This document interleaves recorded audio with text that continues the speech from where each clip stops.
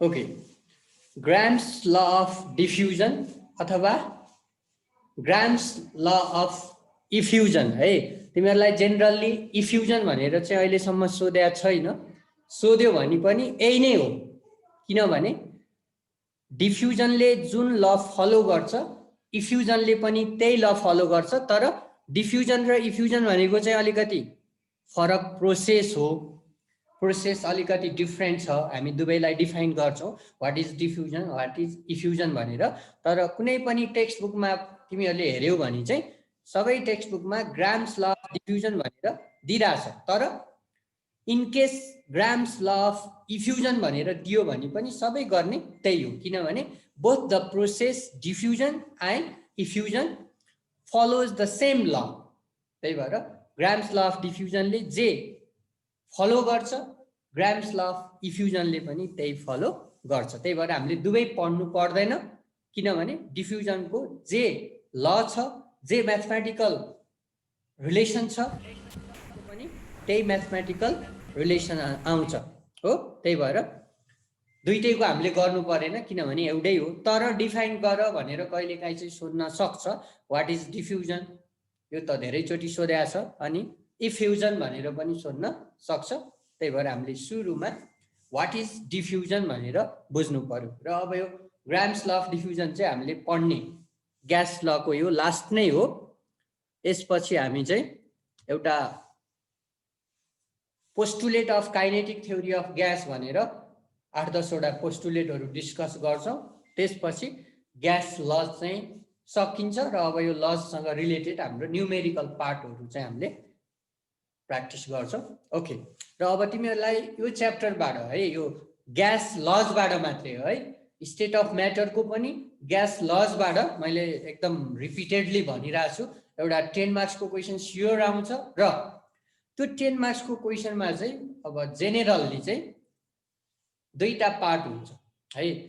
First पार्टमा चाहिँ theory हुन्छ, define गर्ने, स्टेट गर्ने अथवा रिलेसन डिराइभ गर्ने हुन्छ। र सेकेन्ड पार्ट भनेको चाहिँ fully mathematical question, numerical question हुन्छ क्या। लगभग चाहिँ कस्तो फर्मेटमा 10 मार्क्सको क्वेसन आउँछ भने यो ग्यास लजबाट यस्तो हुन्छ जेनेरल्ली है, 1 + 2 + अब 2 + 5 = 10, यो फर्मेटमा पनि हुन सक्छ है, यो फर्मेटमा नि हुन सक्छ, अथवा 2 + 2 + 2 + 4 = 10 है। जेनेरल्ली चाहिँ तिमीहरूलाई यो दुईटा फर्मेटमा चाहिँ 10 मार्क्सको क्वेसन आउँछ। यो लास्टको 5 अथवा 4 मार्क्स भनेको चाहिँ कम्प्लिटली न्युमेरिकल क्वेसन हो, हामीले फर्मुलाहरू युज गरेर सल्भ गर्ने हुन्छ हैन। अब अगाडिको यो 5 मार्क्स अथवा यो 6 मार्क्स भनेको चाहिँ तिमीहरूलाई अब म्याथ के अरे थ्योरिटिकल पार्टहरू हुन्छ, स्टेट गर्ने कुनै ललाई अथवा डिफाइन गर्ने कुरो सोधेको हुन्छ, अथवा त्यो म्याथमेटिकल रिलेसन चाहिँ डिराइभ गर्ने हैन, यस्तो यस्तो हुन्छ। जस्तै अब यो 1 मार्क्समा के हुन सक्छ भने, जस्तै फर इक्जाम्पल अब स्टेट बोयल्स ल हुन सक्छ 1 मार्क्समा। त्यस्तै अब यो 2 र 2 + 2 चाहिँ स्टेट बोयल्स ल, त्यसपछि डिराइभ आइडल ग्यास इक्वेसन भनेर 2 + 2 अथवा 2 + 2 को ठाउँमा डाइरेक्ट 4 पनि दिन सक्छ। अनि लास्टको 5 मार्क्स चाहिँ अब maybe related to the Graham's law of डिफ्युजनसँग रिलेटेड न्युमेरिकल हुन सक्छ हैन। यसरी सोध्छ। जेनरली एउटै ग्यास लसँग रिलेटेड 10 मार्क्स चाहिँ तिमीहरूलाई दिँदैन क्या।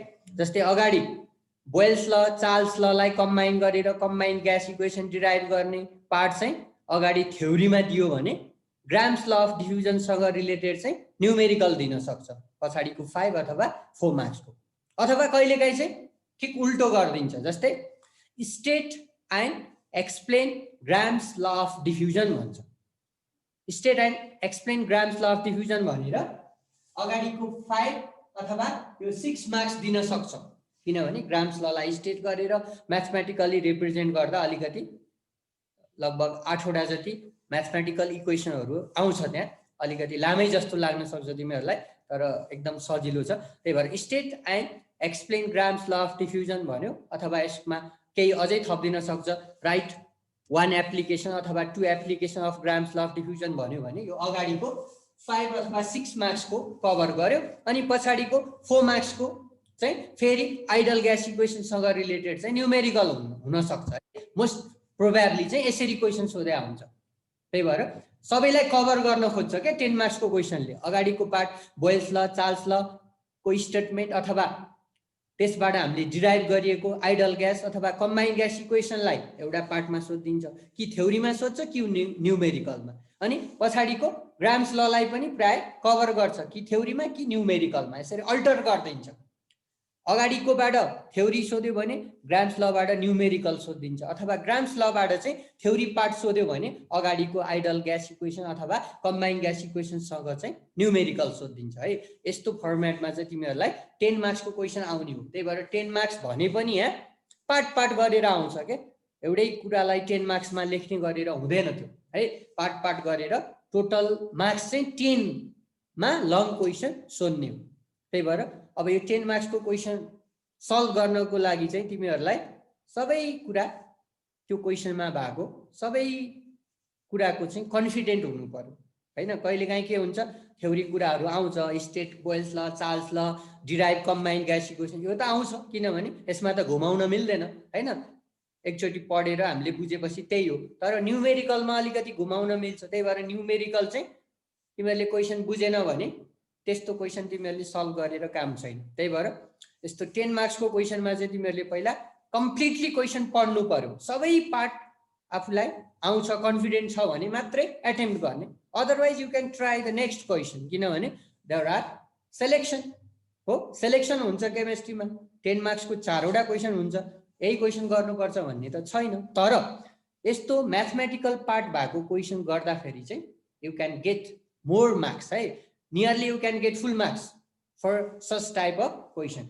अब यो न्युमेरिकल क्वेसन हैन, न्युमेरिकल 4 अथवा 5 मार्क्स भएको क्वेसन चाहिँ यदि तिमीहरूले एटेम्प्ट गर्दा चाहिँ 10/10 ल्याउन सक्ने प्रोबेबिलिटी हाई हुन्छ है। न्युमेरिकल त मिल्नु पर्यो र थ्योरी पनि राम्रै लेख्यो भने 10 नै आउन सक्छ। 10 नआए पनि 9 चाहिँ सजिलै आउँछ। यस्तो म्याथमेटिकल मिक्स भएको, म्याथमेटिकल क्वेसन मिक्स भएको लङ क्वेसनमा। तर अरू क्वेसन चाहिँ तिमीहरूलाई कस्तो आउँछ भने हैन, यो न्युमेरिकल म्याथमेटिकल मिक्स भएको 10 मार्क्सको क्वेसन यही च्याप्टरबाट मात्रै आउने हो है, ग्यास लबाट। अर्को जुन 3टा क्वेसन आउँछ तिमीहरूलाई 10 मार्क्सको यो बाहेक, त्यो 3वटै क्वेसनमा चाहिँ न्युमेरिकल हुँदैन। न्युमेरिकल नभएपछि त्यो न्युमेरिकल म्याथमेटिकल पार्ट नभएको क्वेसन तिमीहरूले जति राम्रो लेखे पनि कहिले पनि you will not get full marks. That is out of 10 you will not get 10 है। त्यो चाहिँ जहिले पनि 10 मार्क्समा चाहिँ 10 दिँदैन। बुक्कै लेखे पनि, बुकको भन्दा राम्रो लेखे पनि त्यो नदिने ट्रेन्ड हुन्छ क्या। एकदमै राम्रो लेख्यो, फिगर पनि राम्रो बनाएछ भने 9 दिन्छ, नत्र 8, 9 यस्तो दिने हो। तर यो न्युमेरिकल भएको 10 मार्क्सको क्वेसन मिलाउँदा चाहिँ यस्तोमा चाहिँ 10 दिन मिल्छ सजिलै, किनभने न्युमेरिकल पार्टमा फुल मार्क्स आउँछ। अरू स्टेट गर्ने हैन, अथवा अब डिफाइन गर्ने अथवा रिलेसन डिराइभ गर्ने म्याथमेटिकल क्वेसन हो नि त। त्यो पनि आइडल ग्यास इक्वेसन डिराइभ गर्ने पनि म्याथमेटिकल जस्तै हो। त्यही भएर यस्तो टाइपको क्वेसनमा चाहिँ फुल मार्क्स आउँछ। त्यही भएर मार्क्स धेरै ल्याउनलाई हामीले कुन क्वेसन एटेम्प्ट गर्ने कुन नगर्ने त्यो कुराहरू पनि कन्सिडर गर्न सक्नुपर्छ। ओके, अब ग्राम्स ल अफ डिफ्युजन है बुझ्नको लागि पहिला हामीले डिफ्युजन भनेको के हो सिम्पली त्यो बुझ्नु पर्यो। अब डिफ्युजन भनेको के हो भने यो ग्यास र लिक्विडको केसमा डिफ्युजन भन्ने टर्म युज हुन्छ। अब ग्यासको लागि मात्रै हामीले यहाँ कन्सिडर गर्छौँ डिफ्युजन, किनभने हामीले यहाँ लिक्विडको कुनै पनि न्युमेरिकलहरू छैन डिफ्युजनसँग रिलेटेड, पुरै ग्यासको लागि मात्रै हो। र अब डिफ्युजन भनेको पहिला डिफ्युज हुने भनेको के हो हैन, ग्यास डिफ्युज भयो भन्छौँ हामी। ग्यास डिफ्युज हुने भनेको ग्यासको मुभमेन्ट हो, ग्यास मुभ गर्ने हो। र एउटा अथवा एउटा भन्दा धेरै ग्यास एक आपसमा डिफ्युज हुने भनेको मिक्स हुने हो। त्यही भएर ग्यासको डिफ्युजन भनेको इन्टरमिक्सिङ भन्छ है। यसलाई चाहिँ टेक्निकल्ली डिफ्युजन अफ ग्यासलाई इन्टरमिक्सिङ अफ ग्यास। दुईटा अथवा दुईटा भन्दा बढी, किनभने एउटै छ भने त अब मिक्स हुने कुरै भएन, एउटा प्योर ग्यास भइहाल्यो। त्यही भएर मिनिमम दुईटा ग्यास हुनु पर्यो अथवा दुईटा भन्दा बढी ग्यासहरू चाहिँ एक आपसमा कसरी मिक्स हुन्छ त, होमोजेनियसली मिक्स हुन्छ है। जस्तै यहाँ होमोजेनियस मिक्सचर बनाउने हो, जस्तै दुईटा लिक्विड यदि एक आपसमा डिजल्भ भयो भने पनि त्यो मिक्सचरलाई हामीले होमोजेनियस मिक्सचर भन्छौँ। त्यस्तै हामीले दुईटा अथवा दुईटा भन्दा बढी ग्यासलाई कुनै एउटा इन्क्लोज कन्टेनरमा राख्ने हो भने के हुन्छ अरे भने त्यो ग्यासहरू होमोजेनियसली मिक्स हुन्छ अरे। भन्नुको मतलब युनिफर्मली डिस्ट्रिब्युट हुन्छ अरे एक आपसमा। हो त्यस्तो ग्यासको होमोजेनियस मिक्सचरलाई मिक्स भएर ग्यासहरू मिक्स भएर होमोजेनियस मिक्सचर बन्ने प्रोसेसलाई नै डिफ्युजन भनिन्छ। त्यही भएर सिम्पली व्हाट इज डिफ्युजन भन्यो भने diffusion is the process of intermixing, है, intermixing of two or more than two gases हो होमोजेनियसली भन्नु परेन। इन्टरमिक्सिङ भनेकै होमोजेनियसली मिक्स हुने हो। त्यही भएर द फेनोमेनन अथवा the process of intermixing of two or more than two gases without effect of gravity is called diffusion, है। यहाँ अलिकति बुझ्ने कुरा के छ भने दुईटा अथवा दुईटा भन्दा बढी ग्यासहरू एक आपसमा यदि मिक्स हुन गइरहेको छ अथवा मिक्स भइरहेको छ भने त्यो ग्यासको मिक्स हुने प्रोसेसलाई अथवा डिफ्युजन प्रोसेसलाई चाहिँ ग्राभिटीले कुनै असर गर्दैन। भन्नुको मतलब दुईटा ग्यासलाई हामीले एउटा सपोज ट्युब लाइक स्ट्रक्चर छ, एउटा पाइप छ, यस्तो छ, दुवै इन्डमा चाहिँ एउटा ओपन भएको एउटा पाइप छ। सपोज मैले यो इन्डबाट यो यस्तो पनि न्युमेरिकलहरू छ, त्यही भएर मैले यो एक्जाम्पल कन्सिडर गरेको। यो इन्डबाट मैले हाइड्रोजन ग्यासलाई भित्र इन्ट्री गराएँ, भित्र पास गरेँ, अनि मैले यो इन्डबाट अक्सिजन ग्यासलाई इन्ट्री गराएँ, पास गराएँ भने अब एउटा पोइन्टमा गएपछि दुईटा ग्यास मिट हुन्छ। मिट भएपछि के हुन थाल्छ? मिक्स हुन थाल्छ, इन्टरमिक्सिङ हुन थाल्छ। हो यो प्रोसेसलाई नै सिम्पली डिफ्युजन भन्ने हो। र अब डिफ्युजन हुँदाखेरि चाहिँ अब ग्राभिटीको कुनै इफेक्ट हुँदैन, है। अब ग्राभिटीको इफेक्ट नहुने भनेको जस्तै अब अर्थ त तल छ, मानौ तलबाट ग्राभिटीले तान्दैन भन्न खोजेको, है। अब हामीले त ग्राभिटीले त जुन अब्जेक्टलाई म्याटरलाई पनि तान्छ भनेर पढिरहेछौँ। मास भएपछि there is effect of gravity on the mass of a body भनेर हामीले पढिरहेको हो नि, हैन। कुनै पनि बडीलाई ग्राभिटीले आफूतिर तान्छ, हैन। ग्राभिटी भनेकै हेभेनली बडीले आफ्नो सेन्टरतिर तान्ने फोर्स अफ एट्र्याक्सनलाई हामीले ग्राभिटी भन्ने हो। भनेपछि हामीले अर्थको सर्फेसमा दुईटा ग्यासलाई मिक्स गरिरहेछौँ, इन्टरमिक्सिङ गरिरहेछौँ, अथवा दुईटा भन्दा बढी ग्यास डिफ्युजन भइरहेको छ भने ग्राभिटीले त ताने हुन्छ, नतानेको होइन, तलबाट तानेको हुन्छ। किनभने ग्राभिटीले त कुनै पनि मासलाई आफ्नो सेन्टरतिर तानेको हुन्छ। त्यही सेन्टरतिर तान्ने फोर्स अफ अर्थलाई नै हामीले ग्राभिटी अफ द अर्थ भन्ने हो। तर यहाँ चाहिँ ग्राभिटीको इफेक्ट हुँदैन भन्नुको मतलब के त? The effect is negligible. यति थोरै इफेक्ट हुन्छ कि त्यसले ग्यासको इन्टरमिक्सिङमा कुनै असर गर्दैन भन्न खोज्या हो, है। किनभने अब ग्यासको मलिक्युलहरू त एकदमै लाइट हुन्छ, हैन। त्यही भएर ग्यासको मलिक्युलमा ग्राभिटीको इफेक्ट चाहिँ नेग्लिजिबल हुन्छ।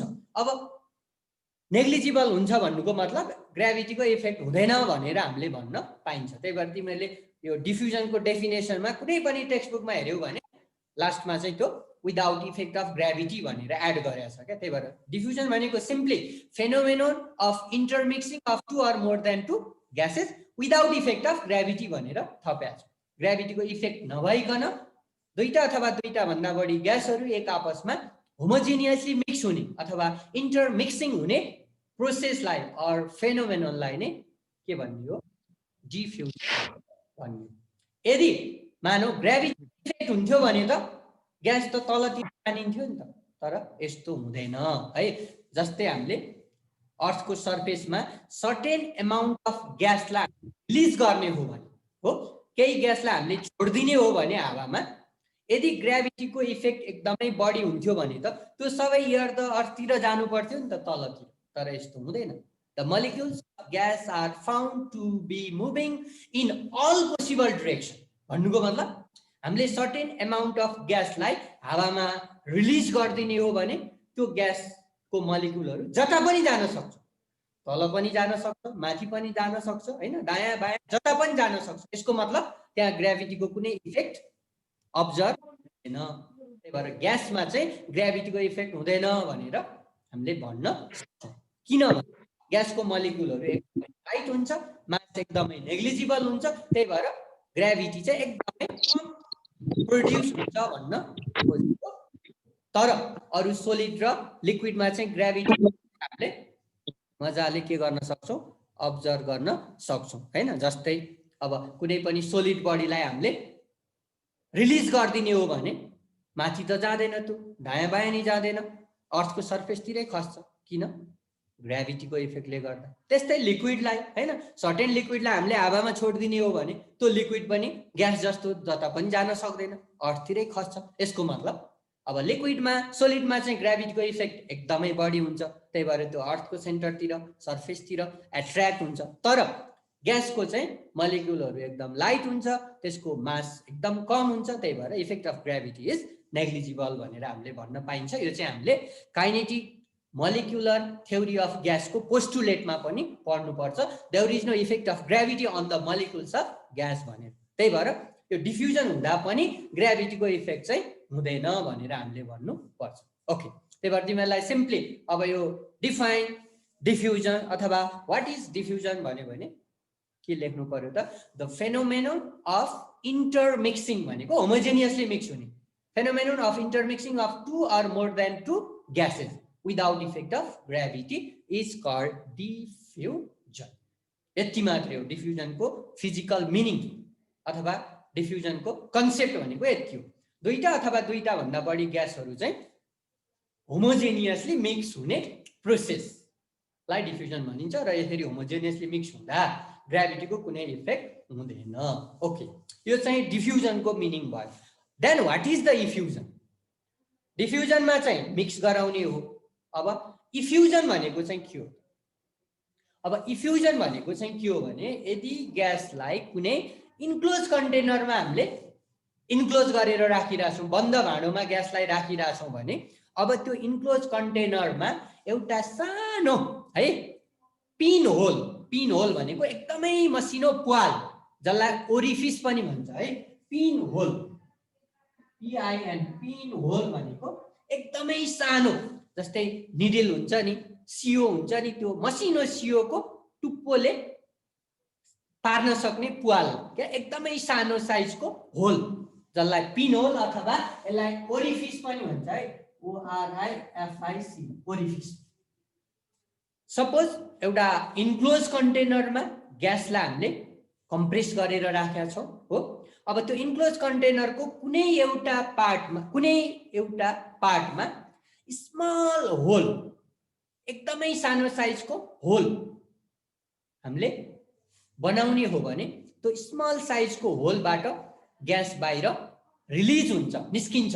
जस्तै तिमीहरूले यो अब्जर्भ गर्छौ, जस्तै बलुनहरूमा हामीले हावा भरेपछि सानो प्वाल पर्यो भने त्यो प्वालबाट छुसुस्स साउन्ड निकाल्दै हावा बाहिर हामी आएको अब्जर्भ गर्छौँ नि, लगभग त्यही प्रोसेसलाई चाहिँ इफ्युजन भन्ने हो। इफ्युजन भनेको इन्क्लोज कन्टेनरमा भएको ग्यास चाहिँ त्यो इन्क्लोज कन्टेनरको कुनै एउटा सानो प्वालबाट बाहिर निस्किने प्रोसेसलाई चाहिँ इफ्युजन भनेर भनिन्छ। त्यही भएर डिफ्युजनमा चाहिँ मिक्स हुन्छ, मिक्स हुँदा पनि ग्यास त मुभै गर्छ। इफ्युजनमा पनि इन्क्लोज कन्टेनरबाट ग्यास बाहिर निस्किन्छ भनेपछि ग्यास मुभ नै गर्छ। डिफ्युजनमा नि ग्यासको मुभमेन्टै हुन्छ, इफ्युजनमा पनि ग्यासको मुभमेन्ट हुन्छ र यसरी ग्यासको डिफ्युजन अथवा इफ्युजन हुँदाखेरि चाहिँ अब त्यसले फलो गर्ने ललाई नै हामीले ग्राम्स ल अफ डिफ्युजन अथवा ग्राम्स ल अफ इफ्युजन भनेर भन्छौँ। र कुनै पनि टेक्स्ट बुकमा अब यो इफ्युजनको ल भनेर चाहिँ दिएको छैन, किनभने इफ्युजनले जे फलो गर्छ डिफ्युजनले त्यही फलो गर्छ भनेपछि ल एउटै हो। अब एउटै ललाई दुईचोटि त्यही भएर नदिया हो हैन। तर अब डिफाइन गर भनेर चाहिँ कहिलेकाहीँ सोधिरहेछ, वाट इज इफ्युजन भनेर चाहिँ सोधिरहेछ। अब यसलाई कसरी डिफाइन गर्नु पर्यो त? द फेनोमेनन अफ रिलिजिङ अथवा स्केपिङ, है, रिलिज हुने, बाहिर निस्किने अथवा भित्रबाट बाहिर निस्किने, स्केप हुने। The phenomenon of escaping of gas from अथवा through a small pin hole अथवा through a orifice of enclose container is called effusion. कुनै पनि इन्क्लोज कन्टेनरको सानो प्वालबाट ग्यास बाहिर स्केप हुने, निस्किने प्रोसेसलाई चाहिँ हामी इफ्युजन भन्छौँ। र both diffusion and effusion process follows the same law called Graham's law of diffusion or effusion. अब यसपछि बल्ल ग्राम्स ल अफ डिफ्युजनको सुरु हुन्छ।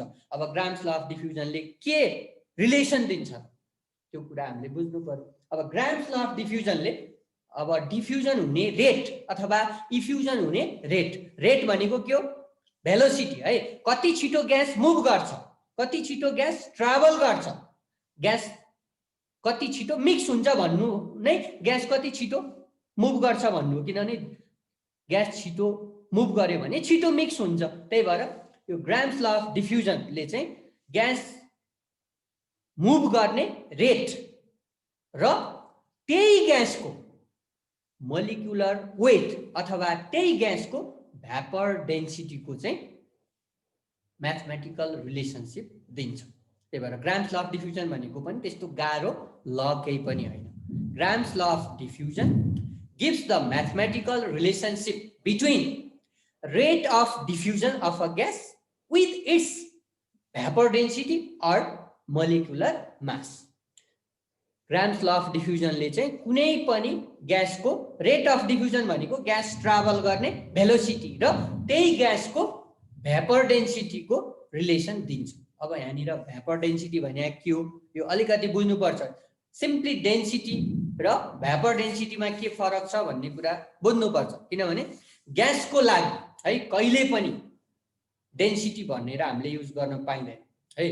यो कुनै कुनै टेक्स्ट बुकले चाहिँ डेन्सिटी मात्रै भनेको छ, त्यो रङ हो। किनभने डेन्सिटी भनेर हामीले युज गरियो भने त्यो कहिले पनि फिक्स हुँदैन। किनभने ग्यासको डेन्सिटी कहिले पनि फिक्स हुँदैन। किन थाहा छ? ग्यासको भोल्युम नै फिक्स हुँदैन। भोल्युम फिक्स नभएपछि डेन्सिटी पनि फिक्स हुँदैन। किनभने ग्यासको फिक्स भोल्युम छैन। ग्यासको भोल्युम भनेकै कन्टेनरको भोल्युम हो। त्यही भएर ग्यासको भोल्युम नै फिक्स नभएपछि डेन्सिटी कसरी फिक्स हुन सक्छ? त्यही भएर तिमीहरूले डेन्सिटी भन्ने टर्म चाहिँ जहिले पनि लिक्विड र सोलिडको लागि मात्रै हामीले युज गर्न पाइन्छ। त्यही भएर लिक्विड र सोलिडको डेन्सिटी भनेको के हो? मास बाई भोल्युम हो हैन। म्याथमेटिकली यो डेन्सिटी भनेको मास पर युनिट भोल्युम भनेर तिमीहरूले स्कुलदेखि पढाएको छौ। यो फर्मुला चाहिँ के को लागि मात्रै ट्रु हुन्छ भने सोलिड र लिक्विडको लागि। It is because mass and volume of solid and liquid are fixed. Solid र लिक्विडको त मास र भोल्युम दुवै फिक्स छ। मास र भोल्युम फिक्स भएपछि डेन्सिटी पनि फिक्स हुन्छ हो। तर ग्यासको केसमा कहिले पनि डेन्सिटी भन्ने टर्म फिक्स हुँदैन। किन भन्दा फर्मुला त यही हो। डेन्सिटी भनेपछि मास बाई भोल्युम हो। मास त ग्यासको लागि पनि फिक्स हुन्छ तर भोल्युम त चेन्ज हुन्छ ग्यासको। मास ल ग्यासको मास चाहिँ 2 ग्राम छ। अब त्यो 2 ग्राम मासलाई हामीले कुन कन्टेनरमा राख्ने त्यही अनुसार डेन्सिटी पनि फरक हुन्छ। यो 2 ग्राम मासलाई हामीले हो अब 1 लिटर भोल्युम भएको भाँडोमा राख्यौं भने डेन्सिटी कति हुने भयो? 2 ग्राम पर लिटर हुने भयो। फेरि यो 2 ग्राम मास भएको ग्यासलाई हामीले 2 लिटर भोल्युम भएको कन्टेनरमा राख्यौं भने त्यति बेला डेन्सिटी 1 ग्राम पर लिटर हुने भयो। भनेपछि हेर त ग्यास त्यही हो, ग्यासको मास पनि त्यही हो तर डेन्सिटीको भ्यालु फरक फरक आयो। त्यही भएर ग्यासको केसमा कहिले पनि हामीले डेन्सिटी भन्ने टर्म युज गर्नु हुँदैन। किनभने density is not fixed for gas. ग्यासको डेन्सिटी कहिले पनि फिक्स हुँदैन। The density of gas depends on the volume of the container. त्यही भएर यो फिक्स नभएको कुरो हामीले युज गर्न पाइँदैन। अब ग्यासको केसमा के कुरा चाहिँ फिक्स छ त? भ्यापर डेन्सिटी चाहिँ फिक्स छ। कुनै पनि ग्यासको भ्यापर डेन्सिटी चाहिँ फिक्स हुन्छ। अब ग्यासको भ्यापर डेन्सिटी कति हुन्छ त्यो कुरा हामीले म्याथमेटिकली अर्को च्याप्टरमा तिमीहरूले पढ्छौ। मोल कन्सेप्ट भन्ने च्याप्टरमा व्हाट इज भ्यापर डेन्सिटी भनेर त्यहाँ पढ्नुपर्छ। म्याथमेटिकली भ्यापर डेन्सिटी र मोलिकुलर मासको रिलेसन पनि तिमीहरूले त्यहाँ डिराइभ गर्नुपर्छ। त्यो पनि 5 मार्क्समा सोध्छ डेरिभेसन। र अहिले म चाहिँ रिलेसन मात्रै भनिदिन्छु। कुनै पनि ग्यासको भ्यापर डेन्सिटी है, यहाँ डी भनेको not density, it is the vapour density. र भ्यापर डेन्सिटी भन्ने टर्म चाहिँ it is applicable, it is used only for the gas, not for the solid and liquid है। कुनै पनि ग्यासको भ्यापर डेन्सिटी चाहिँ त्यो ग्यासको मोलिकुलर मासको हाफ हुन्छ। अब मोलिकुलर मास भनेको मोलिकुलर वेट है, त्यो ग्यासको मोलिक्युलको वेटको हाफ हुन्छ। भनेपछि ग्यासको मोलिकुलर वेट त फिक्स छ। जस्तै for example hydrogen, हाइड्रोजनको vapour density कति भन्यो भने हाइड्रोजनको मोलिकुलर मास 2 हो, 2/2 इक्वल टु 1। त्यही भएर हाइड्रोजनको भ्यापर डेन्सिटी भन्यो भने जहिले पनि 1 हो, फिक्स छ हैन। त्यस्तै अक्सिजनको भ्यापर डेन्सिटी कति भन्यो भने अक्सिजनको मोलिकुलर मास 32 हो, 32/2 भनेको 16, फिक्स छ। त्यही भएर ग्यासको केसमा चाहिँ हामीले डेन्सिटी भनेर युज गर्नु हुँदैन। किन? डेन्सिटी भन्ने टर्म ग्यासको लागि कहिले पनि फिक्स हुँदैन, भ्यारिएबल छ।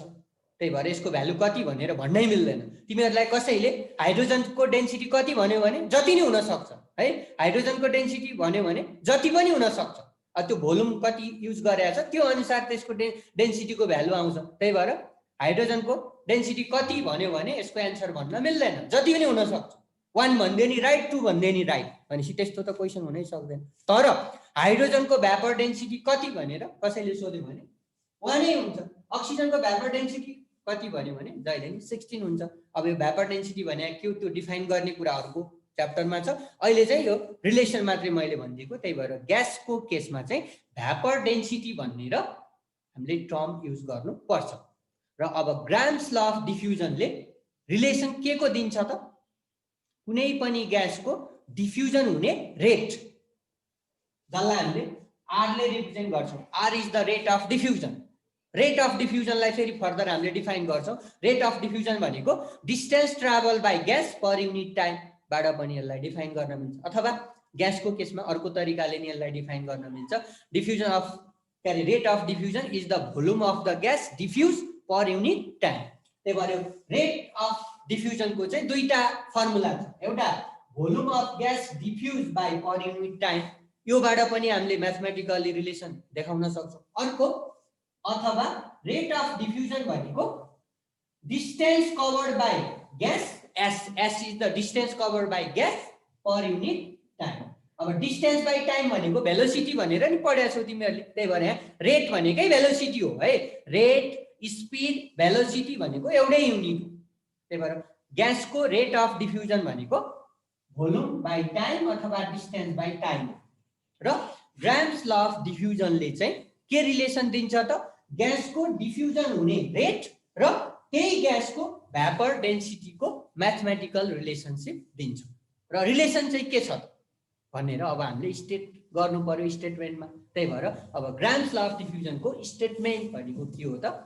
Grams law of diffusion states that the rate of diffusion of a gas is inversely proportional to the square root of its vapor density at constant temperature and pressure। है, यो चाहिँ statement हो। र अब यो स्टेटमेन्टलाई हामीले mathematically represent गर्छौं। र एउटा कुरो चाहिँ के बुझ्नु पर्यो त? ग्राम्स ल अफ डिफ्युजनमा चाहिँ दुईटा फिजिकल क्वान्टिटी अथवा फिजिकल फ्याक्टर चाहिँ कन्स्ट्यान्ट हुन्छ। एउटा टेम्परेचर र अर्को प्रेसर है। टेम्परेचर र प्रेसर कन्स्ट्यान्ट हुन्छ र टेम्परेचर र प्रेसर कन्स्ट्यान्ट भएको बेलामा हो कुनै पनि ग्यासको रेट अफ डिफ्युजन चाहिँ त्यही ग्यासको भ्यापर डेन्सिटीको स्क्वायर रुटसँग इन्भर्सली प्रोपोर्सनल हुन्छ। अब यसलाई म्याथमेटिकली कसरी लेख्न सकिन्छ त? Suppose R is the rate of diffusion of gas and rate of diffusion of gas is inversely proportional to the square root of its vapour density भनेपछि 1/√अंडर d गर्नु पर्यो। यो चाहिँ के हो? म्याथमेटिकल रिप्रेजेन्टेसन हो। R भनेको rate of diffusion of gas र √अंडर d भनेको d is the vapour density of gas है। त्यही भएर यो d लाई चाहिँ डेन्सिटी भनेर बुझ्न पाइँदैन। ग्यासको केसमा चाहिँ d भनेपछि भ्यापर डेन्सिटी हो भनेर बुझ्नु। अब यसले भन्न खोजेको के हो त्यो पनि हामीले बुझ्नु पर्यो। Rate of diffusion is inversely proportional to the square root of its vapour density. Inversely भन्नुको मिनिङ त थाहा छ तिमीहरूलाई। भ्यापर डेन्सिटी बढ्यो भने रेट अफ डिफ्युजन घट्छ भन्न खोज्यो है। रेट अफ डिफ्युजन घट्ने भनेको ग्यास ढिलो मुभ गर्छ भन्न खोज्यो। अब भ्यापर डेन्सिटी बढ्ने भनेको फेरि मोलिकुलर मास बढ्ने हो। किन त? भ्यापर डेन्सिटी मोलिकुलर मासमा डाइरेक्टली प्रोपोर्सनल छ। अहिले मैले भने कुनै पनि ग्यासको भ्यापर डेन्सिटी भनेको त्यो ग्यासको मोलिकुलर मासको हाफ हो भनेर मैले अहिले भनिसकेँ। त्यही भएर rate of diffusion of gas is inversely proportional to the square root of its vapor density को meaning के हो त when vapor density of gas increases rate of diffusion decreases or vice versa हो vapor density बढ्यो भने rate of diffusion घट्छ rate of diffusion घट्नु भनेको ग्यास ढिलो मुभ गर्छ भन्न खोजेको अब यो रिलेसनबाट तिमीहरूले के भन्न सक्नु पर्यो त सबैभन्दा छिटो मुभ गर्ने फास्ट मुभ गर्ने ग्यास कुन हो यो रिलेसनबाट हामीले भन्न सक्छौं जुन ग्यासको भ्यापर डेन्सिटी सबैभन्दा कम हुन्छ त्यो ग्यासको रेट अफ डिफ्युजन सबैभन्दा बढी हुन्छ किनभने रिलेसन त के छ इन्भर्स छ त्यही भएर कुन ग्यासको चाहिँ भ्यापर डेन्सिटी सबैभन्दा कम होला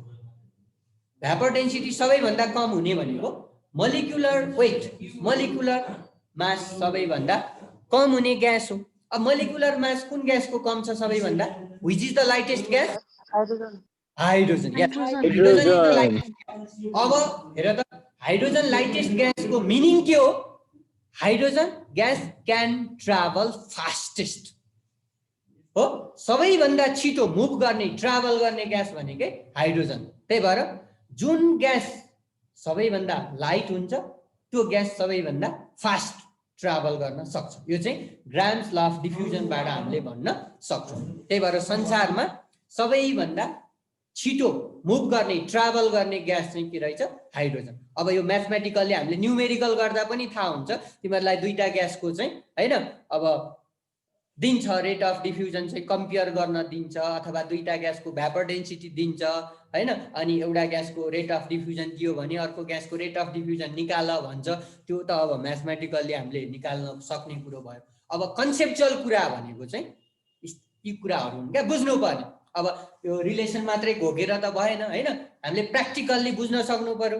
हैन कसैले तिमीहरूलाई सोध्यो हैन कुन ग्यास चाहिँ लाइटेस्ट हो हैन कुन ग्यास चाहिँ छिटो मुभ गर्छ यस्तो यस्तो भन्यो भने हेलो हजुर कहाँबाट ए हजुर हजुर भन्नुस् अगाडिको ए ए हो ए ल ठिकै छ फेर्दिनु न हजुर ए ल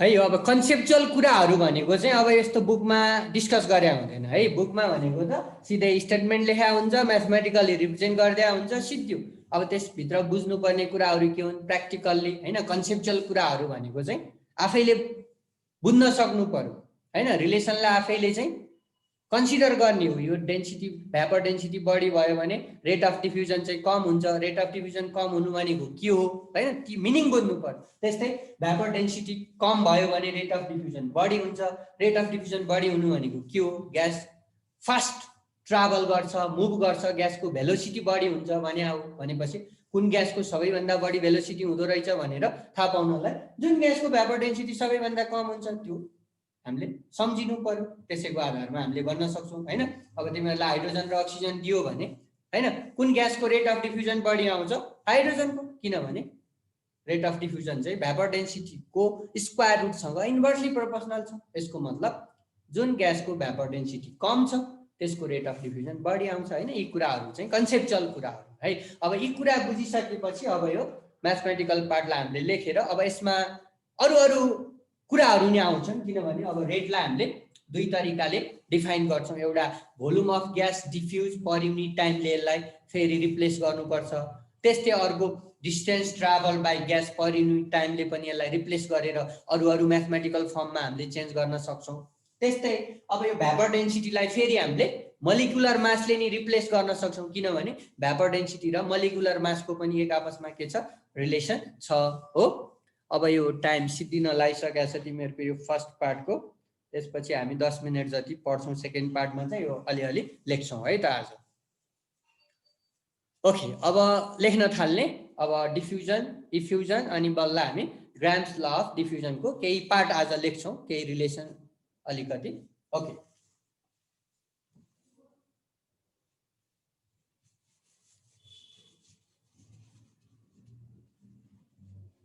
ओके अब व्हाट इज डिफ्युजन भन्यो भने ठ्याक्कै के लेख्ने त द फेनोमेनन अफ